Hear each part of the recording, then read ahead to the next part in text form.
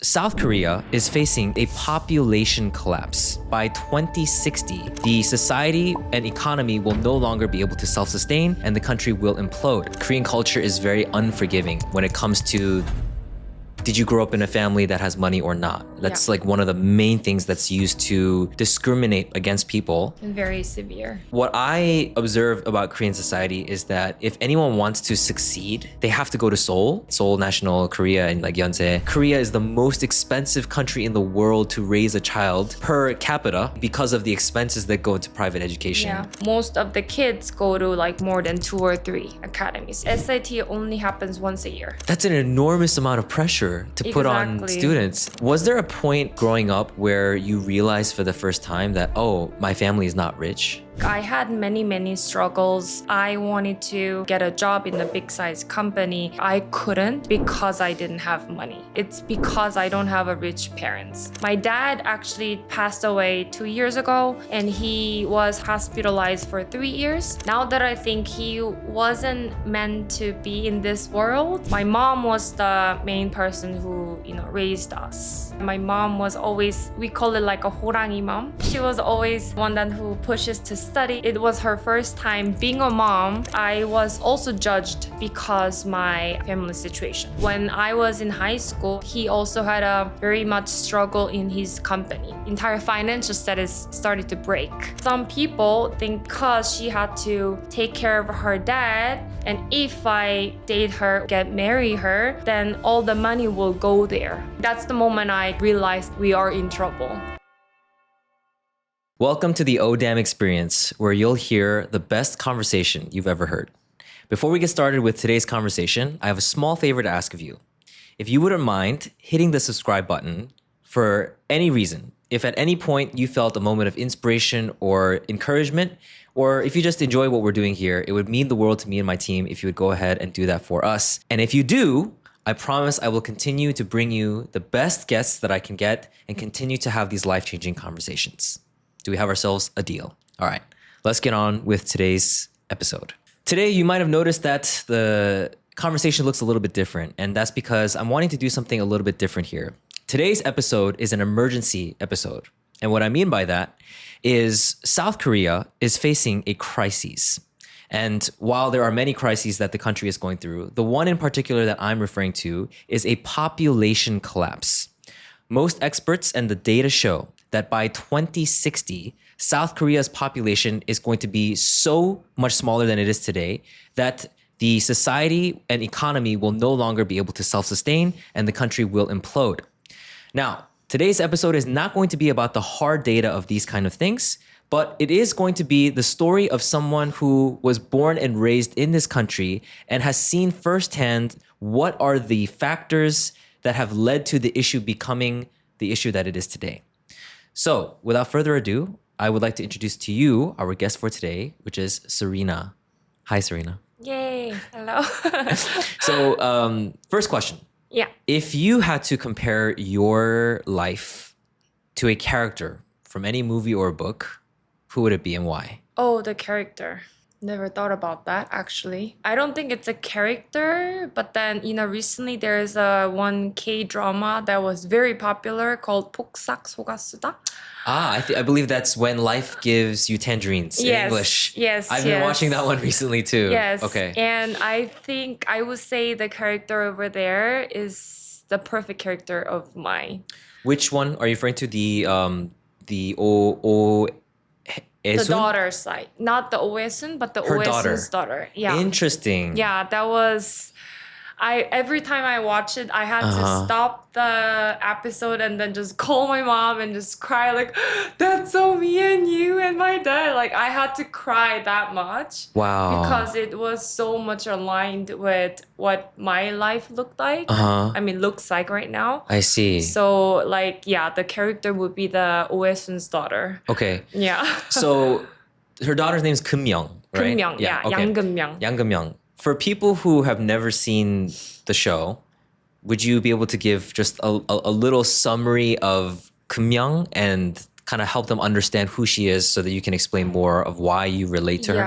Yeah. So Kumyong is actually the daughter of the Oesun, who is actually the main character of the drama. And the Oesun, her mom was a orphan, and then she has struggled her life very much for until she had her. And then like with that family that she has, she grew up in a very like not rich family, but very, very happy family. So even though the family was not rich, the Kumyong, the daughter, studied really hard, and she was a very smart girl. So she actually went to the Seoul National University, which is not the university I went to. But then she really succeeded. But then every time she got the opportunity to, jump off the level or her life style, she had to face the reality, which was the poverty. So, but then every time when she faced that, I think because she had a happy family, like she had to go over and get over from those struggles. So like that drama really shows how the happy family matters over the rich family actually. And then shows like how the family power gives you so much more wisdom and then strength to live your live your life. That's like I think the overall drama is like the whole storyline, and then especially the Yang Kumyong side, the fact that she wasn't actually from the rich family background, but then she has a very close, happy family was much aligned with my character and my life. I feel like for people watching or listening, it's probably very clear to them at this point, if they've seen anything about Korea, to understand that Korean culture is very unforgiving when it comes to like the outside appearance of things, right? Especially like, did you grow up in a family that has money or not? That's like one of the main things that's used to discriminate against people. And I'm sure that there's some level of that in every country, right? Yes. But I feel like in Korea, it's particularly severe. And very severe. So that makes me curious, because you thought of her as the character you most identify with. Yeah. I heard you name a couple of things: happy family, and growing up in not maybe poor or less than like Just rich very circumstances, normal, an average family. Yeah, I see. average family. Okay, and then that sort of being the source of strength that allowed her to overcome different obstacles that she had in her life. So how does that let us know who you are? How does that kind of connect to you in your life? Because I think I had many, many struggles during my lifetime where I wanted to live abroad or study abroad or do something or get a job in a big size company. I really had to face a lot of moments where I couldn't because I didn't have money. And, oftentimes I also could think that it's because I don't have a rich parents. But then because what my family taught me while I was, growing up, I never thought about blaming my parents or blaming my family. Instead, I try to find my own way to figure things out. Because I always thought that I am the adult, I am the oldest daughter of the family, and then because they raised me for 20 years, this is my job to, get over my struggles or find what I want to do. So I think the whole encouragement and all the support that wasn't the money, but the love really helped me to get over those moments. And in the end, as a result, I got the job in one of the biggest size company in Korea. And then now I'm actually moving to abroad, which wasn't from my family's support or the money, family's money, but by myself. Wow. So that's why I think that how much support and love that is unconditional that you're getting from family really make you do anything you want. So that's why I think it's so much related to my life in that sense. And also on top of it, I was also judged by many people just because my family situation. So my dad actually passed away 2 years ago, and he was hospitalized for 3 years. Oh my God. And I remember that I went on, my friend was trying to get me a blind date. And obviously my friend shared my family situation as well. Like she's taking care of her dad. And I never thought that it could be a problem. But then some people think that, because she had to take care of her dad, she probably had to spend so much money on it. And if I like date her or in the end get marry her, then all the money will go there. So that was one of the harshest like feedback I got. And that's also the moment I realized that, okay, the family matters, but then I need to find someone who truly sees me as a person, not the condition that I have. Yeah. Well, first of all, I'm very sorry for your loss because I can't imagine losing my parents at such a young age. And the fact that it was so recent, and also there was this period of time where, you were also being the one to support your parents through that. Yeah. I can imagine from what I know about you that it must have been a great support because you seem very proactive. Yeah. You take initiative, but also you seem like a very reliable person. But also it's very clear in the way you talk about your family that there was such a beautiful love that you had from them growing up. Can you help me understand better what it was like growing up for you? Can you tell me a story that kind of is very clear in your memory from your childhood about your family? I think my dad worked in the construction company, so he was never like home every day. So my parents were like a weekend couple. So my dad always go to somewhere and then comes every weekend. So my mom was the main person who, raised us. But then I remember that my mom was always, we call it like a 호랑이 mom. Tiger mom. Yeah, tiger mom. So she was always like the one that who pushes to study, and then I was the first daughter, obviously, so it was her first time being a mom. So whatever she does was very conservative, very limited, very very scary mom to me. But then every time, like every weekend, my dad comes to the house, he would always bring this like 2 bags of the bread from Paris Baguette. And with like another bag of full of like fancy like pens and notes and stickers and stuff from the art box. And then like to the house. And then I remember like every weekend I was like waiting for my dad to come with my sister so that like we can all like eat the bread and like share all of the stickers. And we even had a like very secret deals like, what kind of sticker would you negotiate with me, with my sister? So I have like such a memory that like my dad was always a supporter, bringing so much love to the family, whereas my mom was like the main person, keeps the family going, keeps the family going. So I think those kind of like moments I had is so much of, I think, strength that gives me even now, that even like made me think that, oh, I want to have a family like that. I can be the tiger mom and my husband can be the one that who supports like with the sweetness, the warmest heart. So that's something that I always thought about it when I have like hard time for myself. Yeah. That's a beautiful memory. I feel like those little things are what we carry with us as we become adults. Yeah. And it's not necessarily an extravagant trip to like Everland or Disney or something like that. Maybe for some people it is. Yeah. But I feel like most people I talk to, when I ask them to tell me about their childhood, tell me a memory, and if it's a happy one, it's usually just centered around the family being together and spending this quality time together. And it doesn't really matter what like big thing that they were doing or not doing. Was there a point growing up where you realized for the first time that, oh, my family is not rich? In Korean, it would be like a 현타 moment, if you will. Yes. I think until I was in high school, my family was pretty rich. Like my dad was doing very good and everything. But then my dad was, I think, now that I think he wasn't meant to be in this world because his soul was very pure and innocent. So I think he also had a very much struggle in his company. So when I was in high school, I think for himself, he had a moment that he need to get out of it, get out of this situation. So I think ever since my dad quit his job, the entire financial status started to break. Then I think I had no idea what's going on because it was more, I was very young too. But then the first moment I realized is that my mom all of a sudden told me to not go to this academy for my SAT.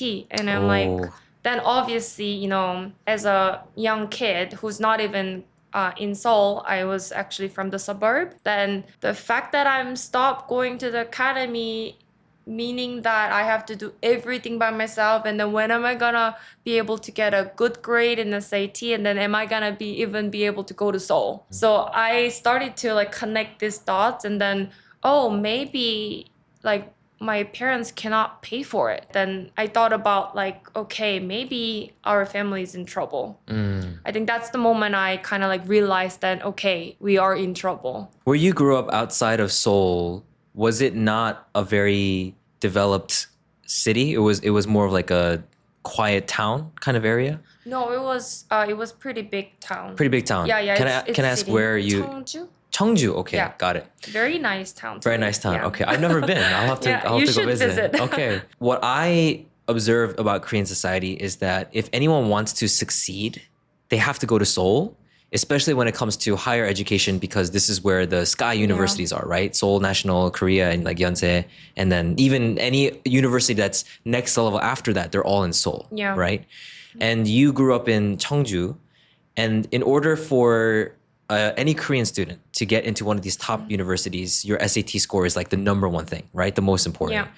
So you having to not go to a private academy anymore, which is very common, right? Everyone in Korea has to go to one of those private academies to get into one of these schools. Yeah. I think I saw that Korea is the most expensive country in the world to raise a child per capita, right? Yes. So proportionally, because of the expenses that go into private education. Yeah. But for you as a child, you're not aware of this. You're just thinking everyone goes to private academies. Yeah.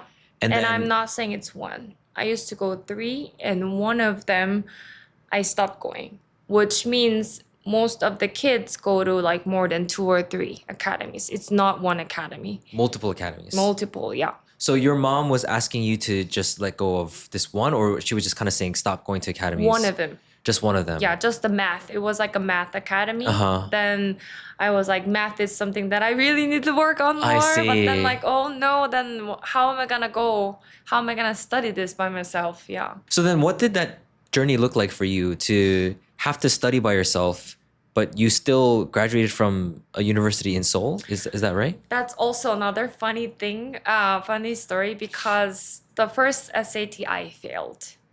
And then even that time, I didn't know what to do, because all I thought about is getting the great grade for SAT and then going to the university in Seoul. So I failed, and then I asked my mom that I want to study one more year again. Then I studied another year in Cheongju. Can I follow up on that real quick? So I was born and raised in the US. Yeah. And in the US, when we take the SAT, if we get a score that we don't like, Yeah. we can just take it again like a couple months later, like a Oh, month or two later. Because SAT only happens once a year, It's once a year. November. Yeah. Here in Korea. Yes. So we even like have all these events and party when it's like a minus 1,000 days, minus 900 days. Like it's only once a year in November. That's an enormous amount of pressure to put on Exactly. students if you get one shot to take this test Yes. and it happens once a year. Yes. And it's, like everyone studies now like 3 years to get this one SAT test that happens, once a year. Wow. So that's why I had to study another year just to study SAT again at the academy. And Doesn't that mean you have to delay your college? exactly? start- I didn't go to university. Wow. I was more like a 백수. We called it 재수생 Uh-huh. for the people who study another year. And then even that time, I never thought about what I want to do. Like, what am I good at? What is the culture around like jesuseng? For example, like is this something that you would be proud to tell your friends? Like, oh, like I'm gonna do jesu. No, nobody. Maybe if someone who's studying for the Seoul National University, then yes. Okay. But then 재수생 life is very dark, very sad. What you do is you just wake up at 7 and then get on a bus, for the academy bus, go to the academy around 8:30, and then you stay there until 10 p.m. And then you come home at 11, and sometimes you go even like a 독서실 until 2 a.m. So the whole life you have is just either academy or the 독서실. And I remember for that year, I had so much cup ramen that I didn't eat or even look at the cup ramen for another 5 years. that much like pressure, and because everyone there is to get a SAT good, right? And then Right. everyone we consider more as a failure because we failed on SAT. That's why we were there for, right? So we only studied SAT for another year. It was pretty much depressing period, but then at the same time, it really got me thinking, why do I want to go to Seoul? And then I start looking at all my friends who went to Seoul and who went to university, and just, hanging out, just drinking, and then, just getting drunk all night and doing like nothing for the year, then I think it really made me realize like, damn, I really need to like know what I want to do when I'm actually in university. So instead of working on the SAT, I thought about what I want to do. And then I got the second SAT, and grade was okay. Grade was okay. And then I was actually gonna go to the chemistry, Major. as a major. But then after the SAT, I got this first alba, part-time job at Nike. Whoa. In the Lotte department store. And then that was my first time like opening my eyes up and then like, what is this?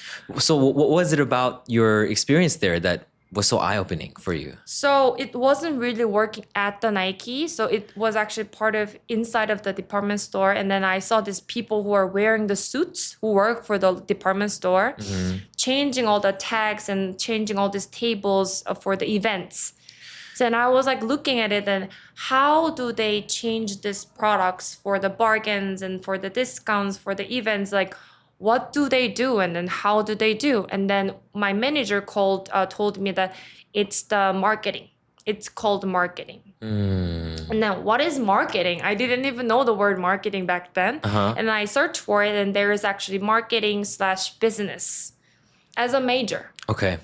So all I knew about like business is that whoever one doesn't know what to do, they would go to the business as a major. I see. That's all I knew. But then now that I know what I can do in business and marketing, then like after like applying all this chemistry as a major, I start thinking like, oh, I actually want to learn that instead of the chemistry. Then I heard this, one of my colleagues was like studying for the fashion college, which is not university, which is not even actually the 2 years university. It's more like academy thingy. My understanding of Korean higher education is that you have 4-year universities, which is the sort of expectation that most parents have that your kids go through because it's like the safe route where you can get a really good job. And then you have 2-year colleges that kind of specify in a particular skill or trade. Yes. I think, for example, like becoming a hairstylist is a 2-year school, right? Exactly. And then, the fashion college is just below that. It's below that, just 1 year. It's a 2 years thingy, but then it's called 학점 은행제. So instead of you go to actual university that has a campus and everything, it's just like one of the buildings and you learn the skill. So that's why you said it's like a private academy. Yeah. It's almost like a hagwon. Yes, almost like a 학원, but then they kind of give you the degree based off of the classes that you take. But with that, most of the people study to go to like a 편입, to go to another university. I see. Yeah, so it's more like a jump off thing to go to the actual university. So it's like you build up your resume and then you can apply to, so in her case, like another fashion school, but now she can have like a better application. Exactly, skill for it. I see. But then instead, for my case, is that it's either fashion college or the 4 years university. And then if you like ask anyone, then everyone would go to this 4 years university, right? But then... So for you, you started thinking about fashion school after you learned about marketing, working at Nike? Is that what it was? No, the fashion was more like I wanted to learn fashion marketing. I see. Fashion business. Okay. Because I was working at the Nike and then my colleague was like studying about fashion and then she told me that college has the business and marketing like as a major. I see. Okay. So I like lied to my mom. I lied to my mom and then had an interview in Seoul. And I got in, obviously. That fashion school. Yeah, fashion school, Okay. which was very easy because for those, the academy itself wasn't for the people who are trying to get a good SAT or anything. That's the school for the people who wants to just like learn the skill about like designing or like learning the fashion industry, things like that. So that's the first moment I had to convince my mom that I'm not gonna go to the university. I want to go to the fashion college. And you know, like my mom was so shocked, like, but after one extra year that you study and that you finally got in the university you wanted to go to, but you still want to do that. And I told her, then I will study 2 years to get all the points and I will take the master degree instead to make the process faster. So You can go straight to a master's without going to a 4-year because university. technically the points you're gathering is same as you get a diploma in university. I see. But then I think the institution that actually approves that is not the educations but the labors. So that's what's the difference. Yeah. So once you have the points that you need, and you can get that from any sort of higher education, it doesn't just have to be a full university. Yeah, that was kind of my promise to make sure my mom knows that I'm not gonna like, graduate some kind of college, but I'm gonna get the master's degree in the end. So that was kind of the promise that when I try to convince my mom. And that's how I got into Seoul. Weren't you scared? I was super scared because I didn't know what I could do, right? I didn't even know if I could get the master's degree in the end. But then I think at that time, the passion was more than the being scared. So I was more excited than scared to learn all these new things, and I'm gonna finally learn about the marketing and the business. So that really, I think, got me going in Seoul. As I listen to your story, there's so many things that come to mind for me, but I think the first thing is you mentioned that it was your experience outside of just studying, but actually experiencing for yourself, working at Nike, that kind of opened your eyes to this very simple thing that was happening, right? You said you saw one of the workers there just putting sales tags, changing the tags for the prices for a special event. And then you just had a simple question of why are they doing that? Yes. And then it was that simple act of curiosity that opened your eyes to the whole idea of there's something called marketing in business. And it was just that simple act of curiosity that turned into something that eventually changed the course of your life. Yes, exactly. You turned down the safe 4-year university path that is expected of every Korean person, and then went to something that you decided you want to do. Yeah. I think what's so fascinating about that is it's so different from what most Korean people do. Yes, right? Very, very different. And you also mentioned that there's a huge amount of fear that's involved with that decision, but you have this passion that overrides that. Yes. I think for me, when I look at the state of young people today, whether that's in Korea, but kind of all over the world at this point, right? Because we're living in a globalized society, I feel like so many young people are depressed. And one of the things that they talk about is feeling lost, feeling like I don't know what I'm supposed to do with my life. What's the path that is supposed to be for me? And I think the answer is not to choose the thing that is what everyone else is telling you, but it's what you did, which is go see for yourself.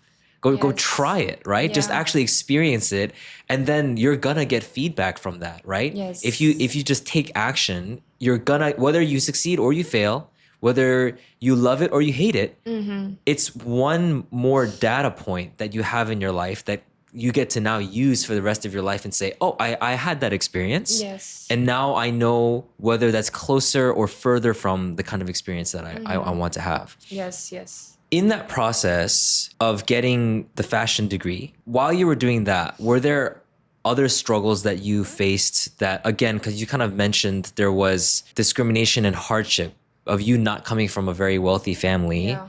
What did that look like in terms of how it affected this period of your life as a college student? Obviously, the money, I think, because even though I got into the college, there were a lot of things that I needed to buy.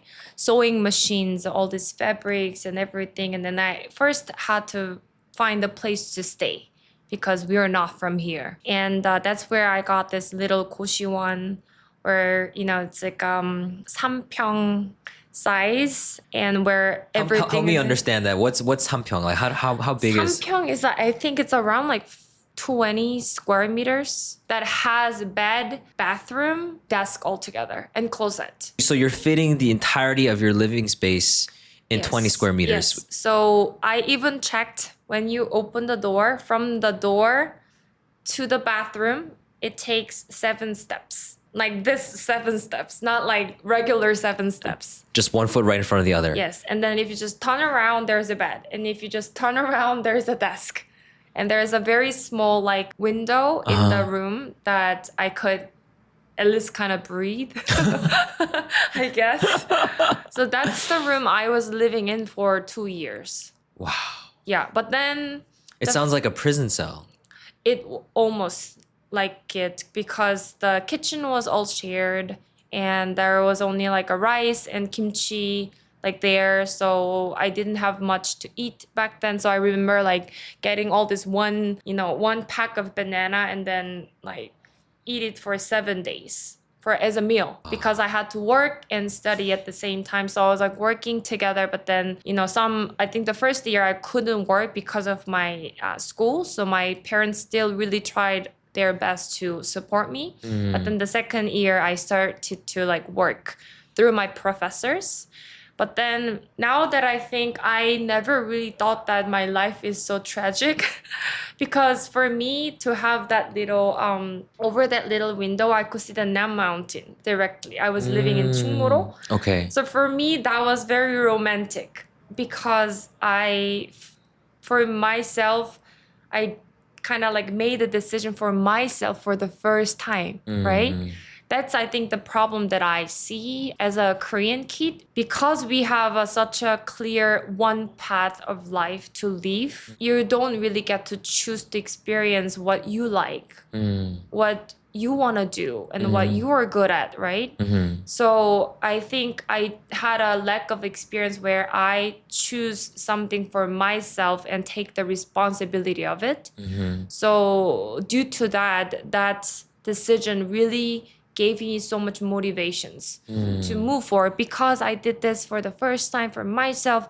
I'm going to prove this to my mom. I'm going to prove that I can do well. So because of all of that thoughts, I never felt depressed for what I had in the situation. Yeah. What I find so interesting about that is that life living in a 20 square meter room that almost resembles a prison. Yeah. For most Korean people, if you were to describe living there, their reaction would be like, oh my God, you poor thing. Oh my God, you were living in that space? Like, oh, like how did you manage? That's my worst nightmare, living in a place like that. And but then the way you describe it, it feels almost like the main character of a movie in that like montage, like the scene after scene where they're like going through the training. Yes. Right? Where they're going through that difficult stage of their life. Yeah. But then it's like for it them... It was like that though, now that I think. It's like part of your story, but now it's not something that you are ashamed of. If anything, you're kind of like, no, that was like a romantic part of my story, as you said, right? To see that.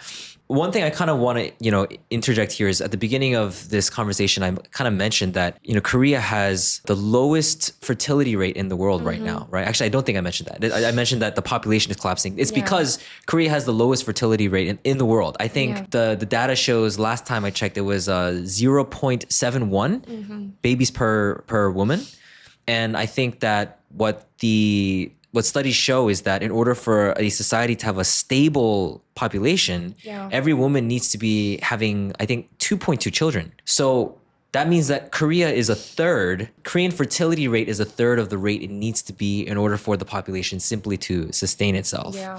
And the reason I wanted to ask about your story, even though this is sort of the larger thing that we're viewing, is for people to understand what are the reasonings behind why the fertility rate is so low. And I think one of the things that people mention here in Korea is they say, I can't afford to have a child in this country, right? Because it's too expensive. I can barely manage to feed myself. So I can't possibly afford to send my kids to all these different private academies that all the people need to go to. But then when I hear your story, what I think is, it doesn't sound like you had to go to too many private academies for you to, have the path that you did. Oh, I did though. I did, but then I think it didn't work out well. So I don't blame them because I totally feel why Korean people feel pressure to have kids because they feel like they couldn't afford the academies or education because in Korea, education really matters. Which school you went to, like which, how many languages you can speak or where do you live, It's all about money, right? If you have money, you can do it. But then one thing I learned, it's not really about the money, but then not every kid works out like that. And I wasn't one of them. That whatever the university goes, like, you're going to get a great job, you're going to do this, you're going to do that. I was very far from those kids, I think. But I had to go around and around to look for what I like and what I want to do. And then probably even though the goal could be a little same, but then the period could be a little longer than other people. What I see myself is that I think where I am at is similar to what other people's are at. The education like that people these days in Korea are obsessed with is not for everyone, but everyone feel like they should follow that way, right? Because everyone else does it. So that's why I think it's very natural to see, oh, because this happened and everyone does that. Everyone send our kids to here and learn English and I can't do it. And why am I doing? Because I don't have money. So I can't afford the money. Then I can't have kids. So I think it's very natural. What makes me curious is I hear you talking about two different impulses here. On the one hand, there's your own personal story, which is I didn't go the traditional beaten path. I created my own path. And the person that I see sitting before me, you look happy and you look successful. I mean, obviously, I don't know. I think so. I don't know what's all going on behind the scenes. I'm getting there. But from what I see someone who looks very successful, very happy with her life. Yeah. But then there's this other impulse where you're saying, but I understand people who say that they don't want to have a child because of all the pressure that there is to spend this much on education. So for me, I wonder, where are both those impulses coming from? Because I'd imagine if you look at your own life, wouldn't you say, oh, but other people can just live like me and then they'll be okay? That's because I wouldn't say my life was easy. It was very hard and I had to build everything from the scratch, one by one. And if I had a chance to start not from here, but from there, I would take it. So that's why I was a special kid where I kind of like denied to go start from here, but scratch, like, start from here. But then I am very proud of the fact that I took the harder way because I learned a lot from those moments, the harder way. Because for me, one of the thing I always tell myself and my dad used to say is that you win or you learn. So I don't think there is any losing moment, but you can learn more. And then because I took the harder ways, I do see myself as a person who I think learn harder, learn more than other people who are at my age.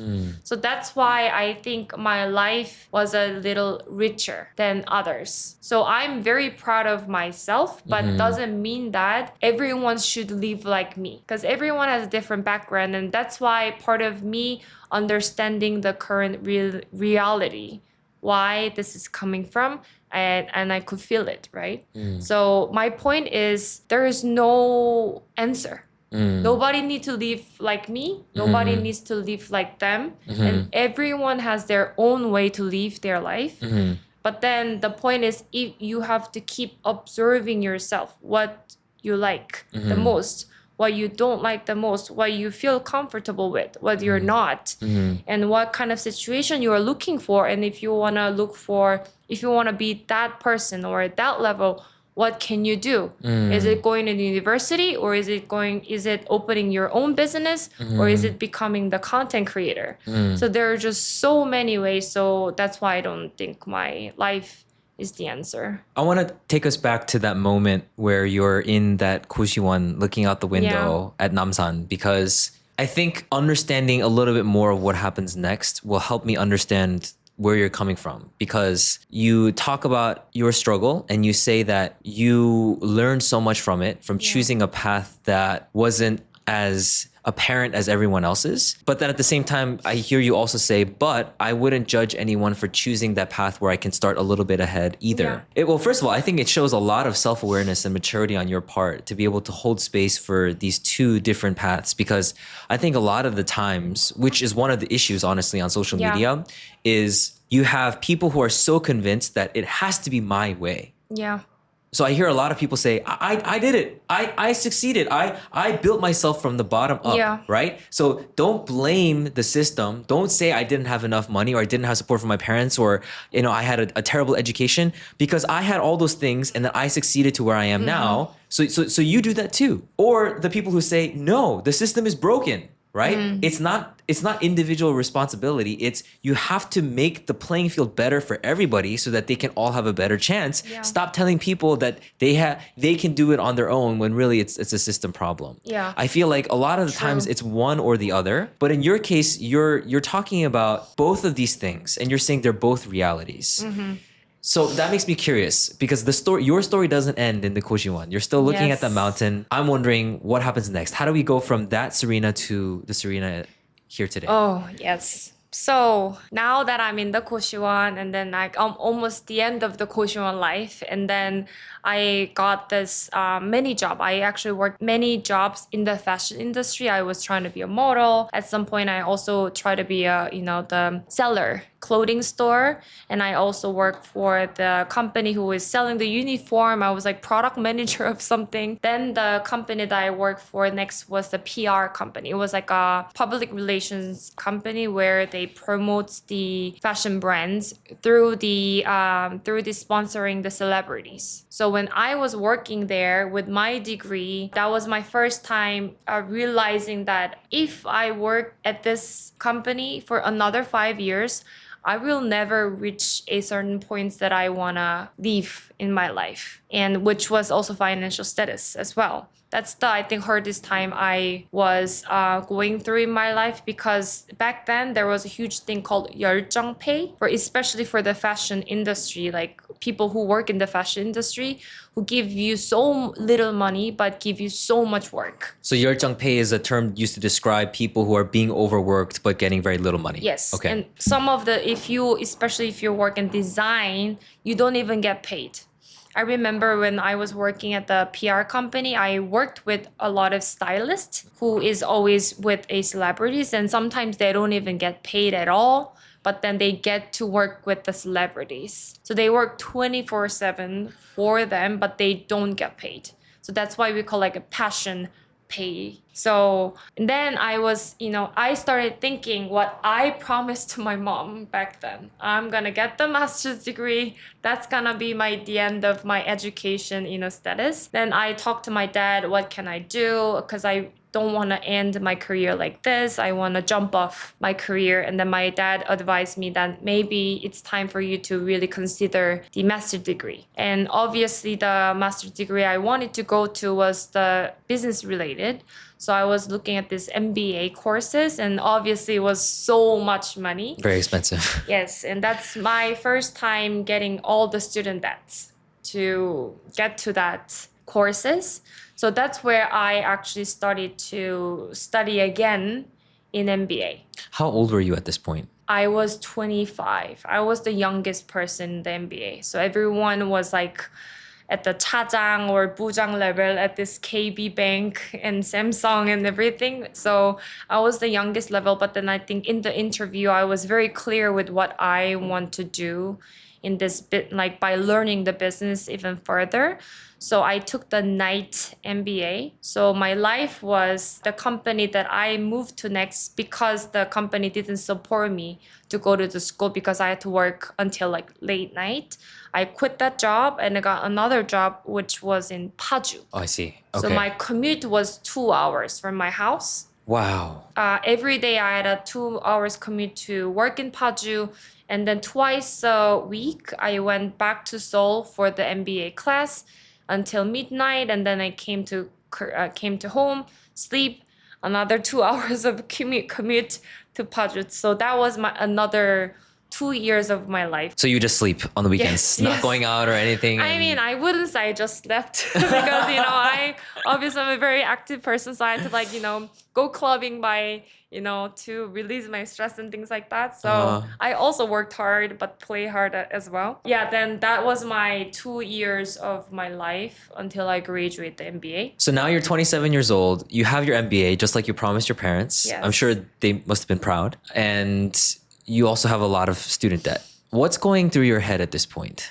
I really liked what I was doing. I was pretty much happy that I was having a very diligent life. And I think the one thing that I promised to my mom, I'm finally making it through it, right? And then I think I can totally do something better with this career and these situations. And then at the same time, I was still thinking about out of all these MBA courses, what I like the most. Is it accounting? Is it marketing? Is it business management? Or is it sales? Or I was also thinking a lot about what I want to do in the business area as well. And then one thing I kind of find it struggle as a struggle is the language, because I was not good at English back then. So I really try to learn English as much as I want. And then during the MBA courses, I had all these old ajashis and ajumas who work already at the big size company. Mm-hmm. And what I suggested is, since I have so much time, then you guys, why don't I become a tutor for you? So I started having a side tutoring sessions for them. For English? For English. Wow. With a very broken English, but I was very good at preparing the materials and, teaching them how to pronounce and how to say things. So I had this side courses in Sadang Starbucks every 2 weeks, twice a week with them. And one of my colleagues was actually working on the fashion technology projects. So I really helped him a lot with my background, which was a fashion business. Mm. And then he really liked the idea I was giving him and also all the things that I helped him out. Mm. He actually offered me a job. Wow. Yeah, and that's the first time I got into the big size company in Korea with all my career. So that's another oh damn moment. Yeah. I had. Very nice. Oh damn, it's actually working out, So at that point, you must have been feeling, actually, I don't know, how were you feeling? Because you told your parents years back, yeah, probably when you were around 20 years old, right? That I'm not going to go the traditional path. I promise you, I'm going to get the education that you want. I'm going to be able to get a job at a big firm, just like you want me to. Yeah. And then it happens. Exactly. So what's the headspace like? What's going on? You see how much I'm proving myself every single year, right? Then again, here, I thought about it. I am going to do that. I'm going to do this. I'm going to make this happen, even though I'm not taking the same way as others. I'm going to do it. And then this time was another moment that I actually proved myself again. Then obviously I was very proud of it, but then, it wasn't a permanent job. It was a contract worker that I kind of had to prove myself to, that I fit in, because in order for you to get into such a big company, if you don't have a 4 years degree, university degree, you can't even get an interview. So I was working as more a side projects as a freelancer to work with them. It took a lot of time for me to prove myself to the company. But then as soon as I actually graduate my school, got my final master's degree, I really helped out the entire project that I was working with based in London. Mm-hmm. So I even could travel with my boss to London as a first business trip, and everything that I see really opened my eyes even further. Korea might not be the end point I was thinking. Maybe I can even think about working in somewhere else outside of Korea. Mm. So I think that moment was the first moment that I felt to myself that I finally find what I really like and what I really want to grow as a career, which was a fashion technology related work. Mm. Yeah. So that brings us kind of to where we are now. Yes. Okay. Then, like a lot of different ijik. I'm pro ijik law. What, can you explain that? Ejik is changing jobs, right? Yeah, Changing yeah, yeah. companies? Okay.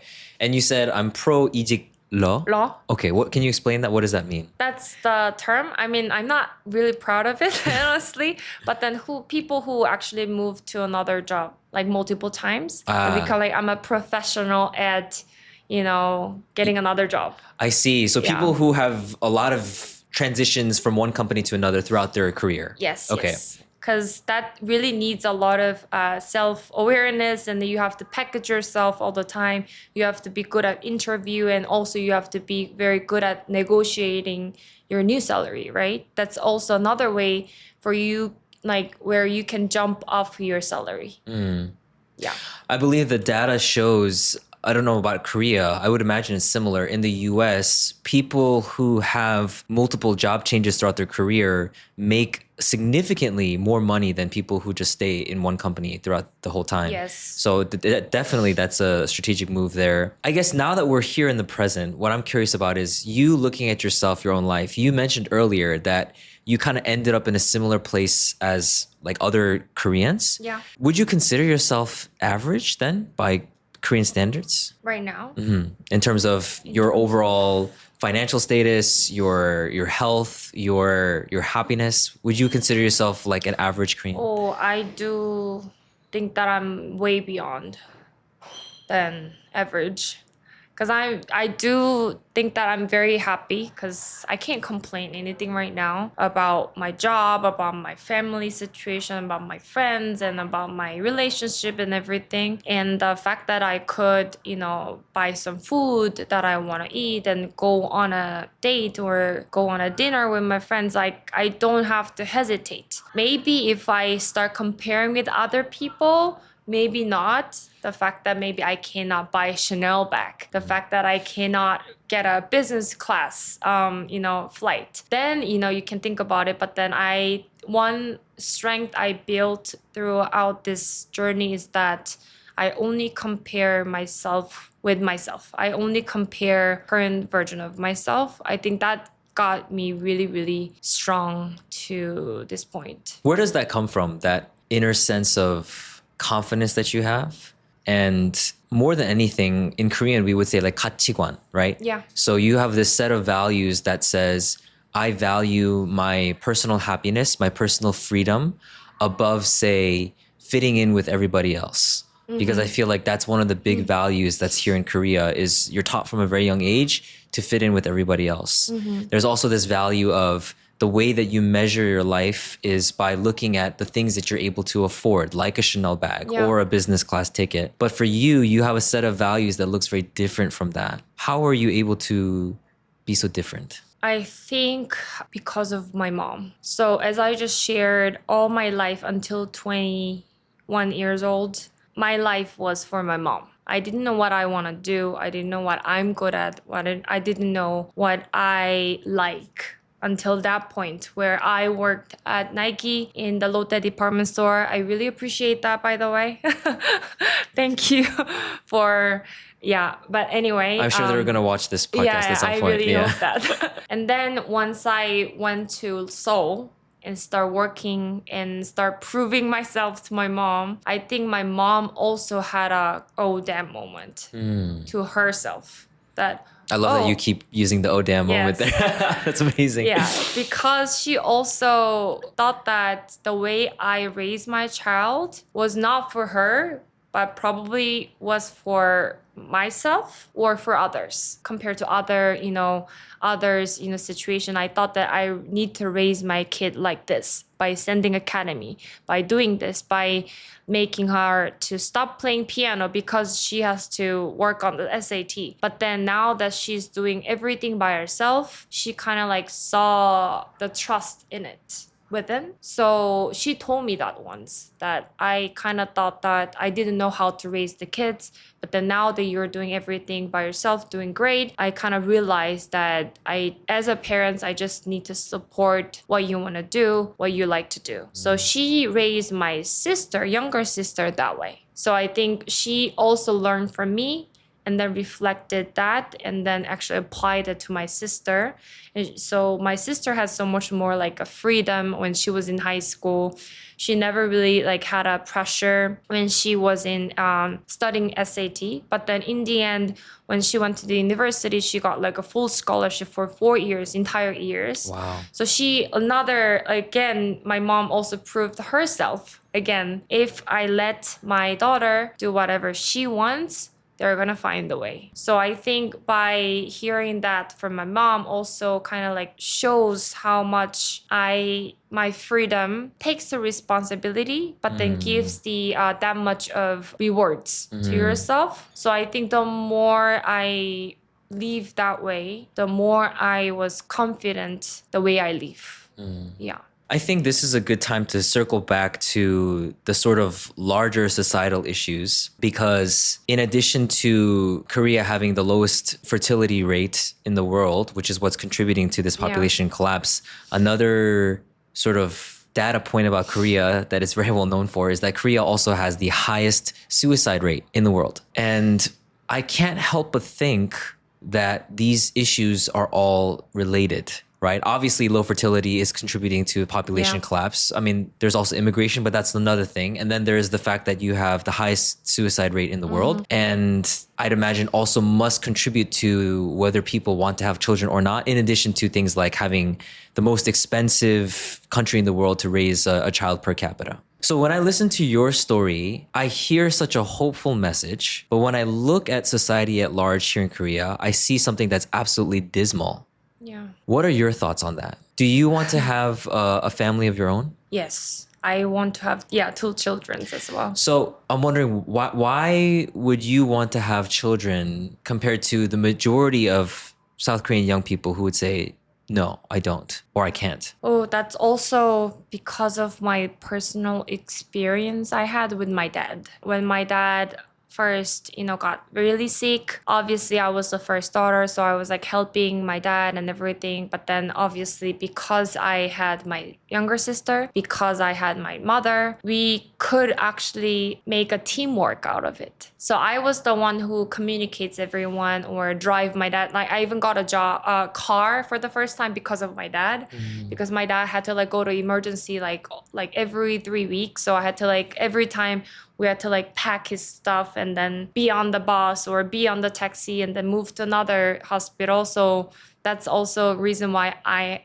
got the car for the first time. But then... Can I ask what your dad's diagnosis was? What was he? He got a brain stroke, during the COVID season. So I think the COVID vaccine, I don't know if it's okay to say it, but then everything that he had as a symptom really like got him in a very bad status. And because of the COVID season, we were not able to see my dad much often. So I think it really gave him more struggle to rehab. And then, like a lot of different things happened over 3 years. And that's how he eventually passed away. But then, back to the story, we really became a huge team. My mom was the insurance part. My sister was the calling and reservation part. And then I was the one who actually makes the action part. When I looked at it, it really gave me this whole idea of having family, because I wasn't the alone. Like I wasn't the only child. I had this, because my mom had 2 children, we could help one person of the family like without much of the burden. So when we first faced that, that moment where the doctor told me you probably have to decide whether you want to let him go or not, we really promised to each other that we will never decide something by like myself. We are always going to talk. We're always going to come up with the results together so that no one feel the burden if something happens. Because we had to make so many decisions every single moment when he was in the emergency room. So I think that really got me thinking that I shouldn't have one child. First of all, I want to have a child. It could be selfish reason, but then because I am here for my parents, the young people could do so much better and faster, right? And then because I want to have 2 children, because what if I got sick and I have only child and she or he have to take all the burden by himself or by herself. It feels so tragic to me if I become the parents. So that's why I was like, okay, we should have two. So that's how I kind of like thought about having family with the kids together. But then I do see that it's a very, very precious experience. I don't think I had to, experience this young, but then I appreciate that my dad gave me this experience so that I can really think of my family, how my family would look like or be like. So, but then reality is not like me, right? Because sometimes they have a broken family, sometimes the parents are divorced, so it's not something that we could choose, right? So for that reason, I feel very, very lucky to have my family. But then I think because of the whole comparison with other people that that compared to themselves, I don't think many people appreciate what they have right now. So that's why it makes people so depressed, because even for me, even though I had a sick dad, I found something that I could appreciate it, right? So the more people find appreciation in their life about what they have, what they're at, what kind of house they're living, what kind of food they can eat. All the kids in Africa, they can't even eat, right? So then it really gives you gratitude of what you have. But then we are all greedy motherfucker, right? So yeah, that's why it is so hard. For me too, sometimes. I think listening to you, so the first time we met was on another podcast. For people who are listening and watching who don't know, I met Serena on another podcast. And I remember everything that you said. I was like, oh, I think we have a very similar way of looking at the world. I think we have very similar values. Because what you said just now, that's actually a quote that changed my life in my early 20s as well, which was from this very famous speaker named Tony Robbins. He is like the most famous, he hates being called this, but motivational speaker in the world. He has a net worth of something like $1 billion. He's a billionaire if you calculate all of his assets. Incredibly successful man. And there's this thing that he says again and again, which is, if you want to experience happiness, trade your expectations for appreciation. So all the things that you expect and you say, it should be this way. It has to be this way, but it's not. When you have an expectation, no matter what happens, you're unhappy. Yeah. Because if it doesn't match your expectation, then you're disappointed. Yeah. But if it matches your expectation, then you're thinking, well, it was supposed to be that way. So why should I be happy about that? Yeah. But if you change that to just being appreciative, right? And it's not even like, you don't have to lie to yourself. It's not like your bowl is filled with it's rice and kimchi. Yeah. And you're not looking at it and you're like, this is like filet mignon. It's not filet mignon, right? Yeah. That's lying to yourself. But if you can appreciate like, wow, I have pap and kimchi, right? And I can appreciate the flavor of the pap and the kimchi for what it is right now. I have food to eat. My God, how hungry would I be if I didn't have this to eat, right? Just that simple switch in attitude, it can really give you happiness all the time, right? I 100% resonate with this. And I think I'm at a point in my life right now where I believe that I can achieve the life that I want to live. I can have the financial freedom, just like what you're chasing after as well. And I'm also so proud of my own story of how I came up from, being in a similar situation where I didn't have a wealthy family. I didn't have anyone kind of helping me, pulling me up. I had to build everything myself.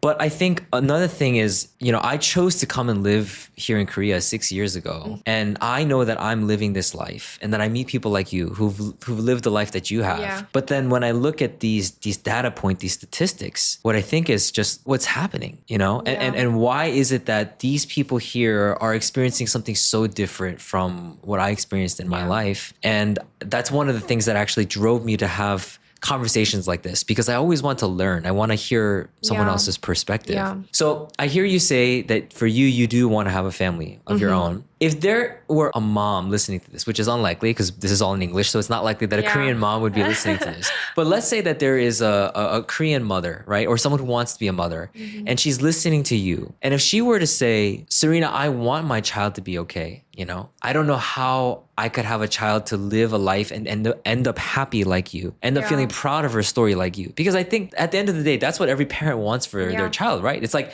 I want my child to be the next Elon Musk. I don't think any parent really wants that. I think most parents, they're just like, I just want to know, is my child going to be okay? Like, are they going to have food on the table? Can they pay their rent? Can they live the life that makes them happy, right? So if someone were to ask you, how should I raise my child here in Korea to have that? What should I do? What would you say? That's the hard question because I was never like, I've never been a parent, right? But then as a daughter's perspective, I would say, do you really think that you can make child happy? Because what's happy for you, right? Are you even happy? Because I think a lot of people often forget like how happy they are or what's even the happiness for them. Because you probably hear that a lot of people saying, oh, my happiness is to live in a good house, driving a good car, having a great job, then, having going on a trip time to time. Then if that is the happiness, that's fine. But then how sure you think that your child happiness will be the same as yours, right? Because my happiness was very different to my mom's. My mom's happiness is to become someone's wife, raise the child very well, and being in a home and live like yesterday. Having a safe, routine of the day makes my mom happy. But my happiness is the opposite almost. I want to find a new project all the time. I want to travel the world. I want to see new things. I want to learn new languages. So you could see how much you could see as a differences, right? And just because you like things that you can't even do it, honestly, ultimately, the fact that you're preventing from it, like how can you be so sure about it? That's what I think whenever like I go through my own life and looking for my own happiness. Because, it could be true, but in a very harsh way, I think it's just an excuse because they're scared. I get that it's a fear, right? But then if you really deeply think about it, then you can give a happiness to the child, right? The child needs to look for their own happiness and you can support it. But then supporting is not only the financial support. It could be the word, it could be the experiences, or it could be even the daily routine, right? What you do or the story you share with your child could be the happiness for the child. Oh, damn. Oh, damn. I just had, wow, that idea of happiness being so individual is something that I had known for a long time, right? And it's something I experienced in my own life too. But the way that you just said that of if a parent could ask themselves, are you happy? When the moment you said that, what I started to think was, my God, I wonder how many parents here in Korea are happy. And then I think my guess would be not many.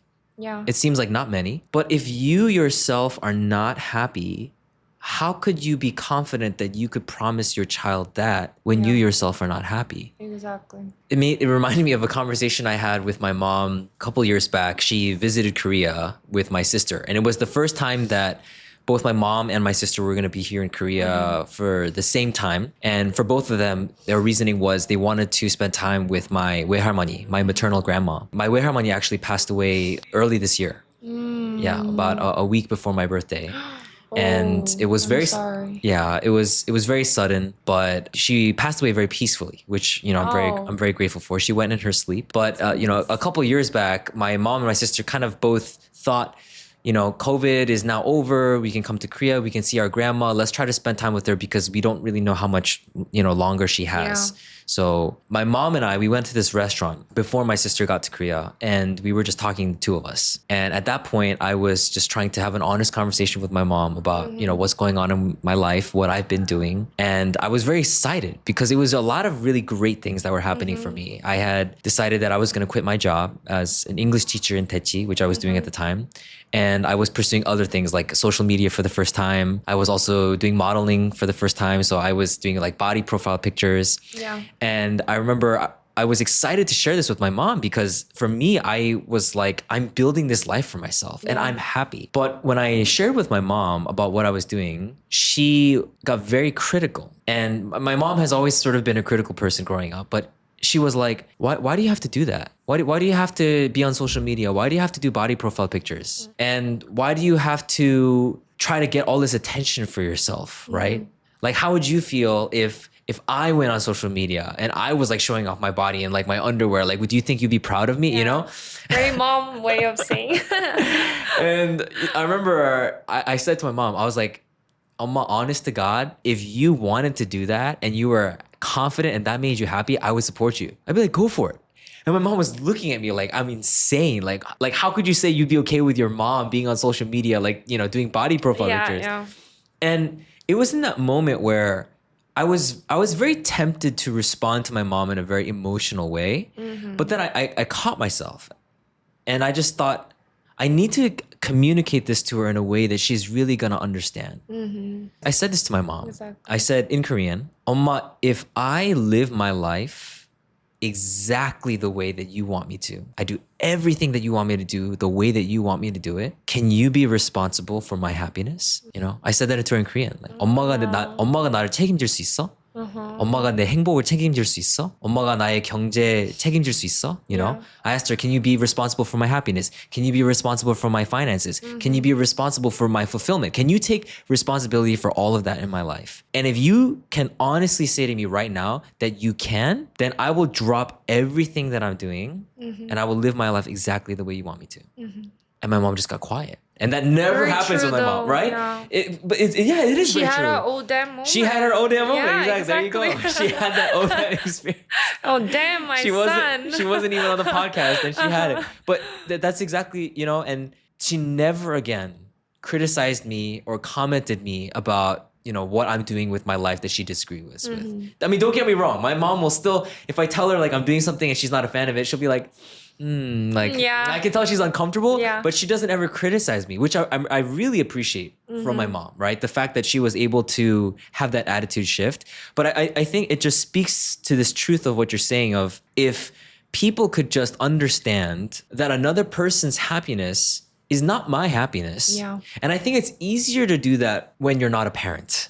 Exactly. Right? Because you do feel responsible for if my child's life ends up bad somehow, that like I'm the one who's responsible. Yes. But as you were saying, that's not the case. It's being a parent is about letting your child discover their path. Yeah. And their happiness as life goes on. Follow-up question. If there were a young woman who was a high school student like yourself listening to this and she sees, oh my God, Serena, she's beautiful, she's tall, she's successful, she's got this amazing life. How do I do that? How do I get the kind of life that Serena has? What would you say to that young girl in high school who's listening to this? Or young man for that matter? Could be, I think be responsible for what you do, which I think it's easier said than done. I think the responsibility, the word itself is easier said than done because, we say like, I'm a very responsible person. I'm very responsible for my job and things like that. But then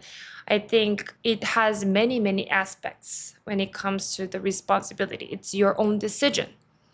If you made your own decision, be responsible for it, which means that prove that your decision was right. If you see your decision was wrong, admit it and make it better next time. Like you win or you learn, right? And I think the more practice you do to be more responsible of what you say, what you do, what you feel even, I think you can become sort of like strong person for yourself because I do see that a lot of people don't have a self-esteem these days because they don't see themselves, they don't see other people. That's what's, I think, the problem with social media as well. For me, for example, I never look at other social, like the stories or anything, unless I really want to see how they're living, just to catch up with them. Right. But then most of the people are looking at them, oh, like she's on like trip all the time, but how can I not do this at all? Like, oh, she wears all the Chanel bag all the time. How can I even buy the Zara bag, right? So I think those are all about having your own responsibility, build your own self-esteem and the confidence. Then you are gonna start looking at yourself like, oh, I want to be in shape. Then you're gonna start working out. And by working out, you're gonna prove yourself by looking at your body changing, like make your posture changing. And then you start like, you can start wear like all the clothes that you wanna see. Then you kind of proved one aspect, right, of your life. And the job, for example, find whatever you want. But then don't stop if you decided to go that path. Be consistent, be diligent to get to that point until you feel like I need to change the path. And I think it's totally okay to change a path, no matter how many times, until you get to that point. But then if you give up in the middle, you're not responsible for what you like wanted to do in the beginning, right?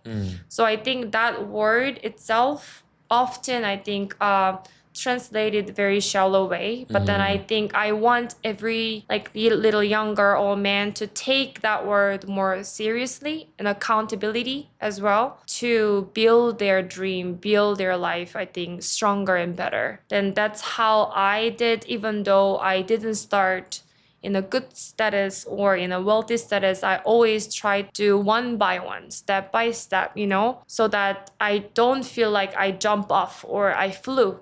I feel like I really went up one by one. And then if you really like went up to one stair by one stair, sometimes it's okay to go like one step down, right? It happens. Sometimes you have to go back. But then if you actually flew, when you come back, you're not coming one step down. You're coming all the way down, right? So that's why I feel if you have the responsibility of yourself, it's not going to be just bubble. It's going to be the stairs of your path. So I think that's one thing I would like to say. And then that's also, I'm not saying I'm a very responsible, because that's also my motivation of my life. Let's be responsible of who I am in terms of health also is part of it. The happiness is a part of my responsibility. Job is part of my responsibility. And making the decision to have a kid is also my responsibility, right? So those are the things that I'm also still working on it to be better at it. Yeah. Oh, that sounds really nice, right? Easier said than done though. I agree with you 100%. Yeah. 100% on everything you said. It's not often that I get to hear someone say so eloquently what you just said. Oh. I feel like I'm usually the eloquent one in the room. If I'm being honest, usually I'm the best speaker almost in any room that I walk into. And as I was watching you, I was wowed, like, wow, this woman can really talk. Like she talks so well. And the thing is, English is not your first language. Yeah. If you ask me to talk in Korean with the same passion and conviction that you just said that, I'd be like, sorry, I can't do that in Korean. English, I can, but Korean, I can't. So first of all, I just want to say, I really respect and admire your ability to speak. Now I'm curious, my God, if she can say this in English, what does she sound like in Korean? Oh. I'm like, she's going to be the next president of South Korea. Like, yeah, forget Yoon Suk Yeol, get him out of the country. Yeah, but I think it's also thanks to my boyfriend. We do a lot of we do debate a lot. He's from Eastern Europe, so his way of talking is very different to mine, and also even the mindset or the aspect of person in general, relationship in general is so different. And unless we talk, we don't know each other. We can't understand each other. So I think that's why I have to speak English with him. So I think that much of the practice kind of made me at this point where I can tell what I don't like about his action well, you know? So you have to get very good at convincing so that you could say it to your boyfriend in a way that he I would don't listen. like the way you say it because blah, blah, blah, blah. I practiced this for years, right? So again, the practice really like got me better at it, I think. Yeah, practice, I think people underestimate how great you can really get when you just do something again and again, right? Exactly. What you said about this word responsibility, there's a quote from one of my favorite self-help books, 자기계발 books, right? Yeah. And it's quite popular here in Korea as well, I believe. So in English, the title is The Subtle Art of Not Giving a Fuck. In Korean, I think it's called 신경 끄는 기술? Have you heard of it? 신경 끄는. So I only learned the Korean title very recently, but this book was, I think, in Amazon's #1 bestseller list for like several months back in like 2017. It was a really popular book. Even today, it's very well sold. And one of the points that the author makes in this personal development book is he says, there's this very famous quote from Spider-Man that everybody knows, right? Anyone who's watched Spider-Man, it's when Uncle Ben is dying, right? And he says to Peter Parker, his nephew, and he says to him, with great power comes great responsibility. Right? And the message that he's basically saying is, if you are given a lot of privilege, if you're given a lot of strength, then be responsible with that privilege and that strength that you were given. And basically it means if you were born in a very high position and you have all these people who are under you, then you are responsible to take care of all those people who are under you who don't have what you have, right? It's like this superhero message. Everybody loves it. It's very attractive, right? But what the author says in the book is, but there's another message that isn't as popular and it's not as sexy, but it's so much more important for this generation. And that is, you have to switch the words. With great responsibility comes great power. So what he was saying was this: if you want to have power, if you want to have strength, then take responsibility. He shares this really powerful story of a very famous man in psychology named William James, where William James basically was so sick throughout his entire childhood. Like every sickness you could think of, like he could barely walk. And eventually it got to a point in his life where like everyone was giving up on him. And he just had an honest conversation with himself. And he basically said, you know what, from here on out, every single thing that happens to me in my life, I'm going to tell myself that I'm responsible for it. I see. And when he did that, it changed everything. And now he's remembered as the father of modern psychology, William James, one of the most famous psychologists in the world, right? So for me, I remember when I read that, that also became a turning point in my life because I remember 6 years ago, I first moved to Korea and I was an English teacher at this like local neighborhood academy. And I was so miserable. I was living not in a Koshian, but in like a very bare minimum housing that was provided by the academy. And I was just really upset at life because I felt like everything that happened to me in Korea was unfair. You know, I got to Korea, I thought that I was going to have the F4 visa as a kyopo, but I ended up not being able to get it because of, you know, decisions that happened way before I was old enough to know what's going on. Basically, my parents, they never registered my birth to the Korean government. So when I got to Korea, it was the first time I found out that technically I was a Korean citizen too, because of how I was born in the US. I was both US and Korean citizen. I didn't know that, but they were saying that I was. And then they said, so if you want to get this kyopo visa, you have to go to the military. So for me, I was like, I'm not going to go to the military for, you know, but then they're like, then you can't have the visa. So I had to go this other way, get this different visa, right? And then while I'm trying to figure that visa situation out, I also had a very difficult breakup at the time. And it was with a girl that, you know, I take responsibility for the relationship too. But in hindsight, I see that she was very not right for me. And she was really good at gaslighting.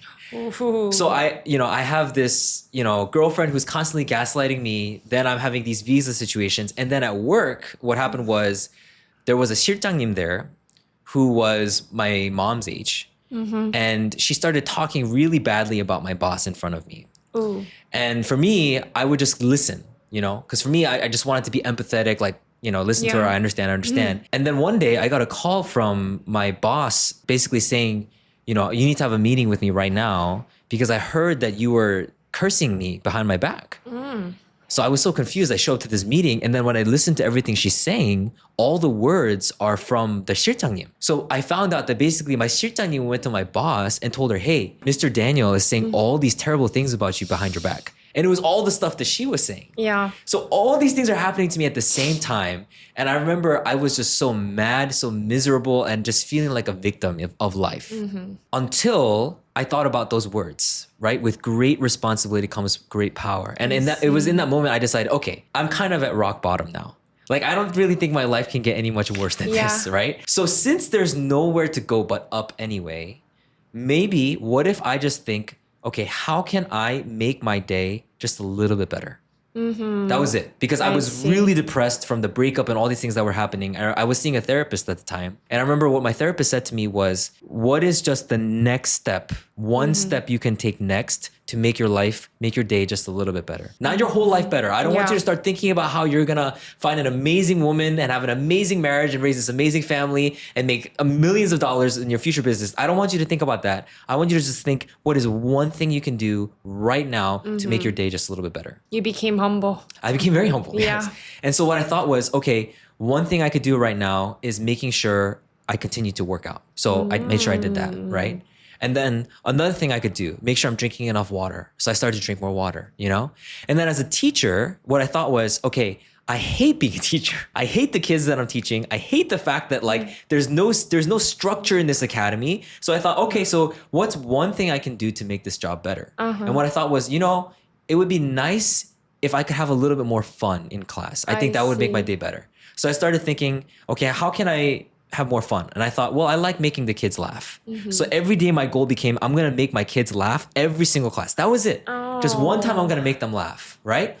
And then the more they laughed, the more I started to feel better about my job. And I started to feel more proud of the fact that I'm a teacher. And then it's like you said, I started to notice myself more and I started to notice the kids more. And then I thought, okay, well, if I can get them to laugh once, then why can't I just get them to laugh like 3 times or 4 times in the class, right? If I can get them to learn this one word, why can't I get them to learn more, right? And every little thing, I just started to think more. And eventually all the things that I hated about my day, like the fact that I had to clean my own classroom because my 원장님 was too like 짜 to pay a cleaner. So she had me cleaning the biggest classroom in the building, which is like half the floor, right? But instead of being angry about it, I was like, this is my classroom. And my classroom is a reflection of who I am to these students and who I am to the students' parents. So I want the classroom to be clean.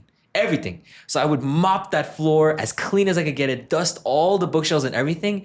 And those little steps day by day eventually got me to teaching in Gangnam and then teaching in Daejidong, which became like the #1 academy. And then leaving teaching English to do my own thing, right? So I think it's hard for young people to see it, the future of when you just take those small steps of responsibility. But I think for people like you and for people like me, because we've done it, now we know the power of just that small step of responsibility, right? Yeah, exactly. And then it's like practice, responsibility, practice to be more responsible of your like actions can change your perspective. I think these 3 words are like the highlight of ours, I think today, because that's how exactly you did. And I think that's exactly how I felt the very similar way too. Because if you didn't change that one part of your aspects to the positive one, you wouldn't be able to be here now, right? And the fact that you tried one thing to be more positive, like which was your own situation, right? And then it really expanded to your work and it really expanded to grow yourself as well. And then I think that's the whole point of, I think, living this life, learning about you. Don't feel like you are the loser. And if you learn about it, you can think about it. What makes you happier? What makes the situation better? Then it's really hard to take a first action. But then if you keep practicing of that, you really sort of build your own responsibility of yourself. Then if you have more than enough like responsibility of yourself, you build your own self-esteem. Once you have a high enough of your self-esteem, you become confident. Once you become confident, you can do anything. It's just like a whole combination of, everything. And then it's just so hard to take that first action. And I don't blame anyone of it, because for everyone, the first time is always the hardest time. We have even have an idiom of it, right? So being a parent for the first time is not easy. Being an adult for the first time is not an easy. Being in a struggle for the first time is not easy. And I think what parents can help the child is to how to be responsible when you are in that situation, in a struggle, or when you go to the first school for the first time, when you have to mingle with other children for the first time. Those are all the struggles that you're going to get through it. And if parents or any of your beloved family is not there for you to get over that moment, that's the first experience they're going to build up, right? And it could start from the child, like the kindergarten, but then if you failed for the whole time, you can totally start from your age as well, like you said. So I think that's part of the practice that on a daily life that we do. And if you fail, there's a tomorrow to start again. But then, that's, I think, if we think about that, we can see how easy could that be too, right? I do think that what you experience is really amazing, that you really started from small, but then you made it through this. And the fact that you also have this amazing studio and setup for your own thing, I really admire that, because I am not there yet, to be honest. Even though I do feel like I'm a very successful person in my own standard, I still also have a desire to have my own business at some point. But the fact that you started so much earlier, when you're so much younger than my age, it's something that you really kicked off something for yourself. And then all you need to do is just take a step by step and improve it from it. And then whether the result is good or not, you're definitely going to learn something about you. Well, that's very high praise coming from you, Serena, and especially because I admire you a lot, your journey, and more than anything, just the person that you are. So I'm excited for whatever business it is that you are going to do in the future, but I'm also just excited for the steps that you have in your career right now. Yeah. So I wanted to circle back in this conversation to the big picture that we were talking about at the beginning here. And it sounds like, based on what I've heard from your personal story, that a lot of help would come if parents could feel more confident that they could raise their children. And I think a lot of other issues aside, I know, of course, that the societal issues like, wealth inequality and just not having enough money to raise your kid for basic expenses, I totally understand that's a real concern. And I'm not at all trying to diminish that. But I do think at the same time, a lot of the concerns that people have about not wanting to have a family or not raise a child, and just the sort of state of depression that we have in this country in general, a lot of it comes from the things that we talked about just now, which is not feeling a sense of responsibility for your life, not feeling like you have a choice, like your life is not yours, right? Not feeling like what you do matters at the end of the day. I'm wondering, from your perspective, do you feel hopeful about Korea's future, that eventually people will, as a whole, kind of realize what we've realized here and be able to make society better? It's a hard question. I don't think I know the answer, to be honest, because sometimes positive way, sometimes think that once we become the parents' generation, once we become like a 40s or 50s, then probably many of us have a similar thoughts of, the way we live, right?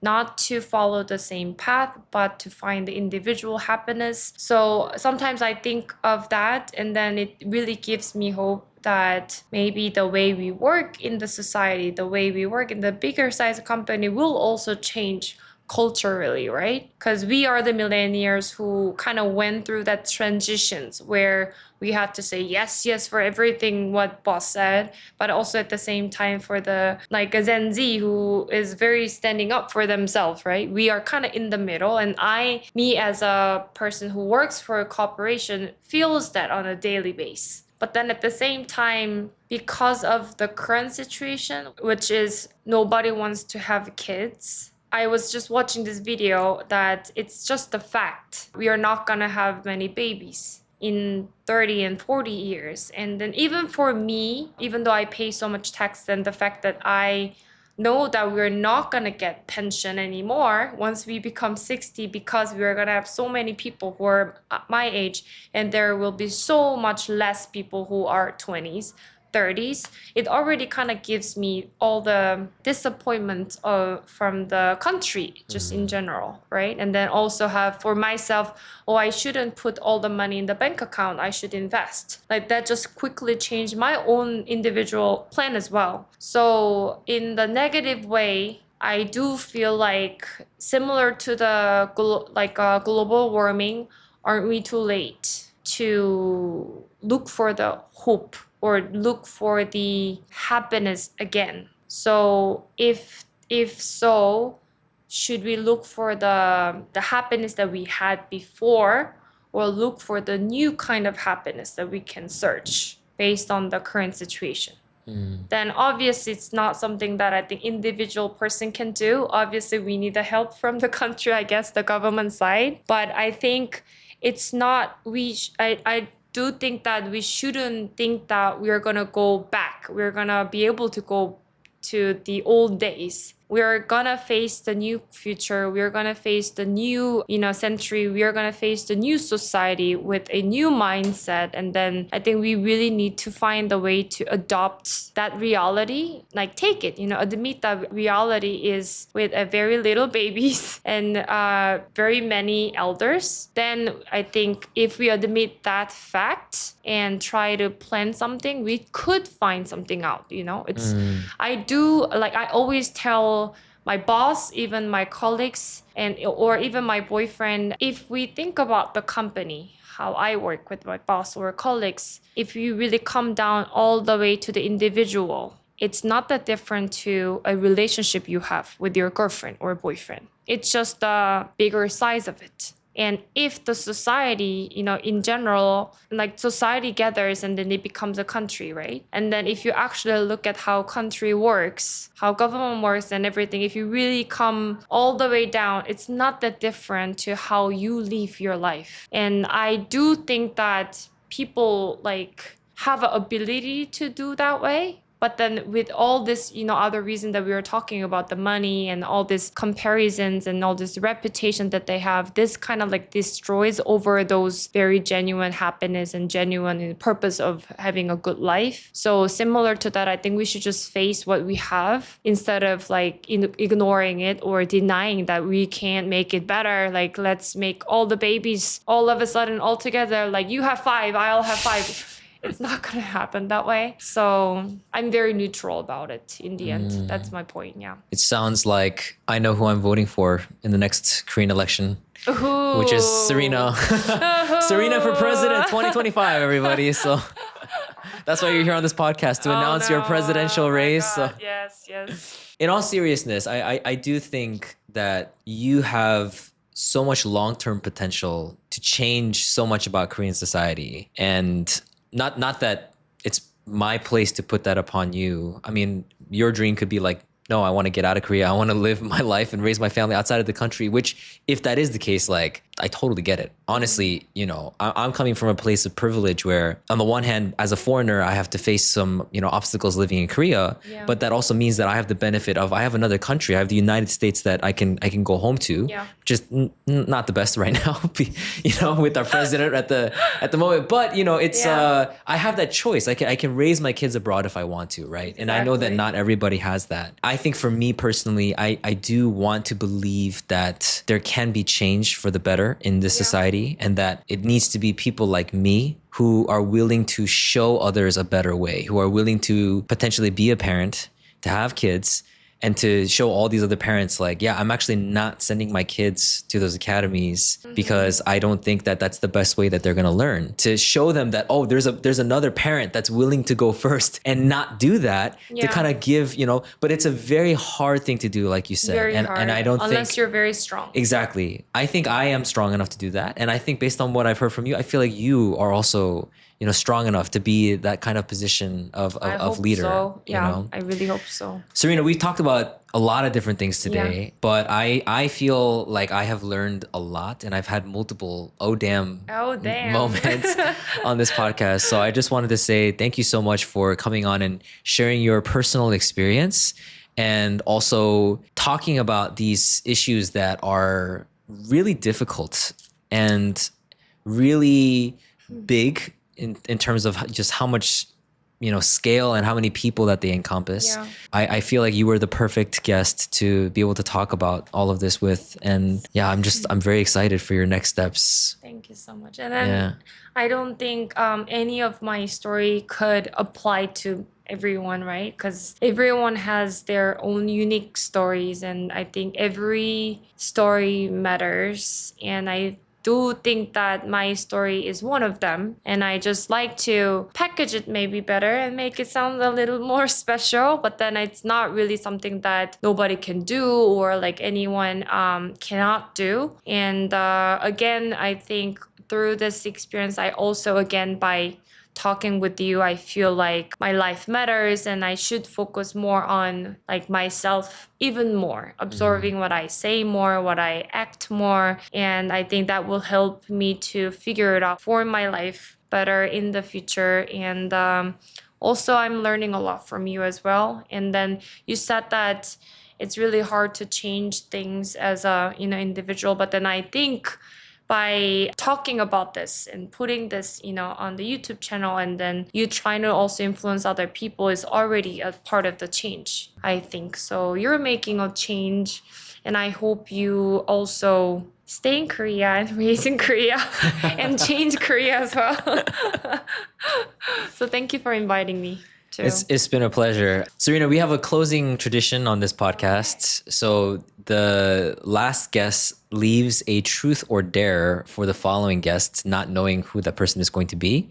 So our last podcast guest has left a truth or dare for you. So I will ask you to choose one, truth or dare. Of who though? It's like 진실 game, but instead of like, if you don't answer the question, you have to drink. It's like you can pass, but you have to do something, not drink though. Yeah. Okay, then. So you choose truth, you have to answer a question, honestly. Dare, you have to do whatever is told. Truth. Yeah. Truth. Let's go. Okay. What was the last thing you Googled? Oh, can I check? Yes. I don't remember.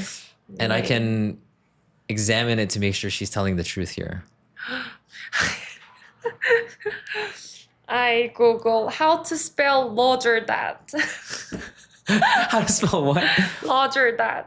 Lodgerdat? Is that? Lodgerdat. Oh, Roger. I didn't know if I should spell Lodger or Rodgr. So I Google how to spell Lodgerdat. Roger that. That was my mind. I think it's Roger. I don't think there's a D. I still didn't find the actually answer. Let me Google it again. Okay. Lodger. I thought that it's L. Yeah, with the Korean it's tough because I think American English is actually one of the few languages that uses that like hard R sound. So I think it's R-O, not even D. There's no D. It was a R-O-G-E-R. G-E-R, that's right. Yes. So, because of my comments I left for my colleague. And I left as a L-O-D-G-E-R. That was my mistake. It was R-O-G-E-R. Okay, that was what I Googled. It's a very cute mistake to make, but yeah. Okay. Okay. Whatever. I learned today. You either One win word. or you learn, Yeah. right? Yeah. Okay. Thank you, Serena. Thank you.